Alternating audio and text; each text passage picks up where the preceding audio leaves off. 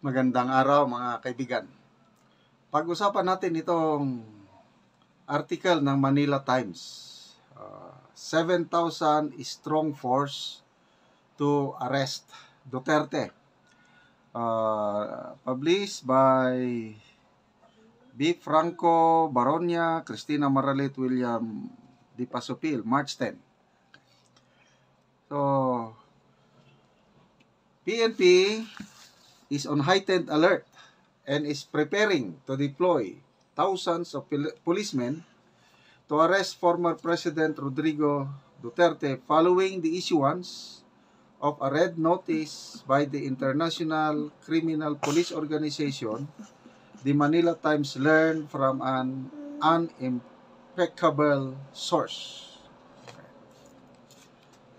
So ito, one step higher na ito kasi yung balita kahapon, ICC nag-issue ng warrant of arrest. Yan ang balita ng Rappler.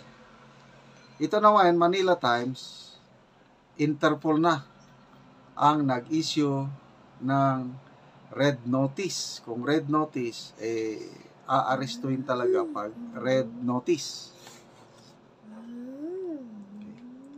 So, sino yung source nila?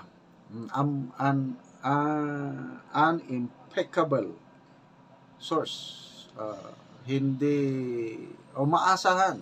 Sabi, the source, sabi dito, who had knowledge of the security preparations, said at least 7,000 police personnel will be mobilized to hunt down and arrest the former leader who has been investigated by the ICC for thousands of deaths related to the drug war. The source said that security forces will secure major entry points across the country, including seaports and airports, in preparation for Duterte's return from Hong Kong. So, lumalabas itong source ng Manila Times, dito lang sa Pilipinas. Kasi, alam ng source, yung security preparation na ginagawa ng PNP. So, ang source nila, sa opinion ko lang, hindi yung galing sa ICC, hindi rin galing sa Interpol.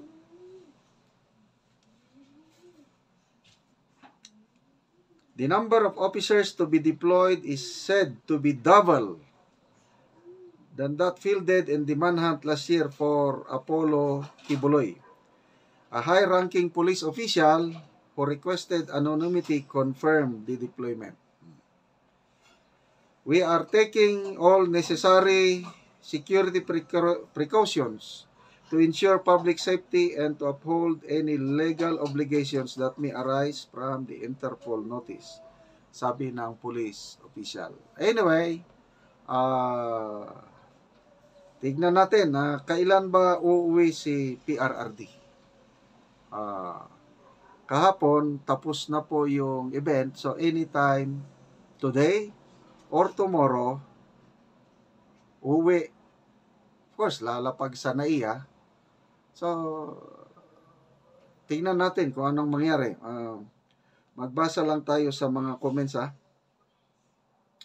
Agnes Sailanon. Sabi niya, wow, the Manila Times is spreading fake news. May impeccable source pa. Shame on those journalists who are spreading fake news. Marites Moreno, fake na fake talaga itong Manila Times. Nakakaya. Rebel December, what's next? Martial law? Maria Fe Lundberg, 7,000 men versus 1 man? Oo nga. 79 na si PRRD going 80. Wala naman siyang dalang mga security personnel na mga armado. Bakit 7,000? Okay. At hindi naman siya nagtatago kasi nasa Hong Kong siya. Klaro naman, kitang-kita sa mga videos na nag-attend siya sa isang rally.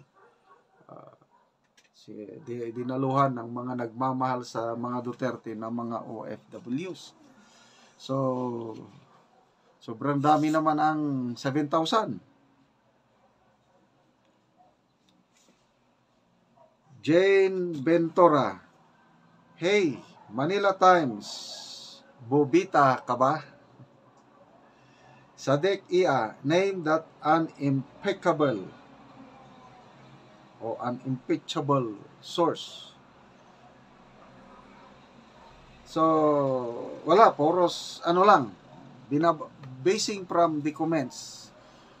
Halos lahat hindi naniniwala. Ako rin, opinion ko lang ito, hindi ako naniniwala until such time na mismo na ang ICC ang magbalita. O mismo mga foreign media.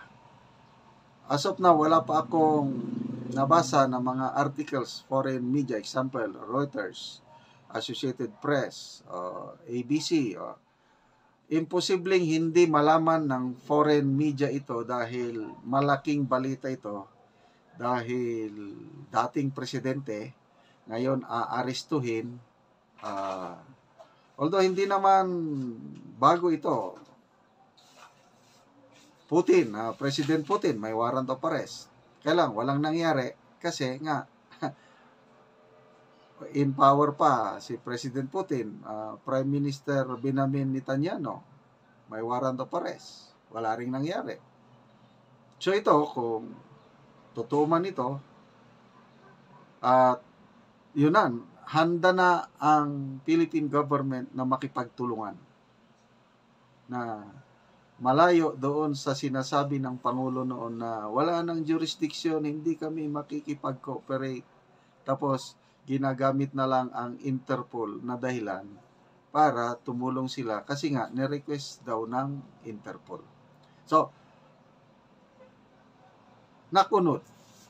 Kung matuloy, ano ang implication nito sa eleksyon? Nako, yan na. Pag matuloy ito kung totoo at arestuhin nila, malaking implication sa eleksyon ngayong May 2025. Baka magsisi sila. Okay, mga kaibigan, salamat sa inyong palaging panonood sa ating channel. Malaking tulong nyo sa Tribong Talandig dahil ang sweldo natin sa channel na ito, namimigay tayo ng yero, pako sa tribo para ma-repair nila ang sira-sira nilang bahay. So, panoorin nyo ang video na ito at malaking tulong ninyo. Sana ituloy nyo ang inyong panonood, lalo na ang hindi nyo pag-skip ng ads. Mao na ni ang nahatag ni Auntie nga lansang o kana dayon si Agaw, mo na ang nahatag sa ilaha nga lansang o mauna ni ang mga stock sa among balay nga lansang 5, 2, 3 o 2. O mauna na ang nahatag, so karon magkuha sila og gero. So mauna ni ang gero nga stock sa among balay, so nagkuha na sila og gero. Duha ka pamilya ang nagkuha karon nga adlaw.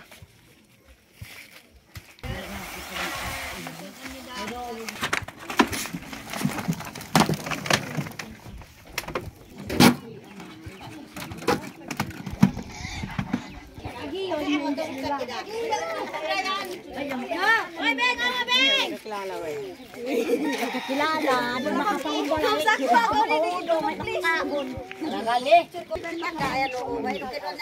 Hoy, bata! Nabanggaan.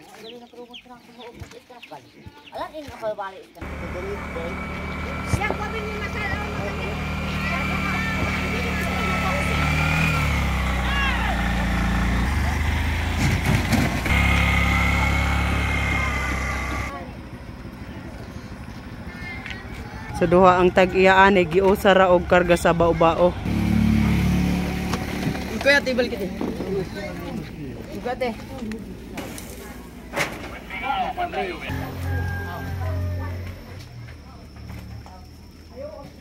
Og karon mao na ni ang balay ni Ante nga kuan na gid kaayo kanang bulsot na gyud.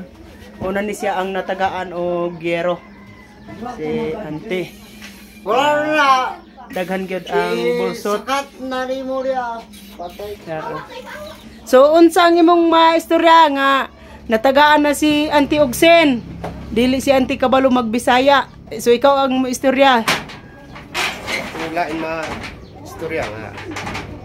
Oo. Una, salamat ko sa Ginoo nga naitaw nga kapanghatag og kinsay tulog na to yung ilang mga balay.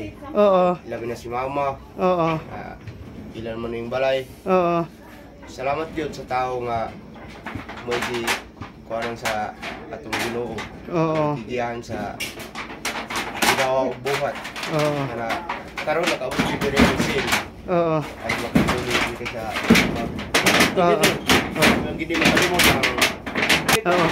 So bulsot na gyud kaayong balay ni Ante. sa Oo. Anaw kita na gyud nga karon mag-atubili sila. Ay bulsot na kaayo. salamat yun.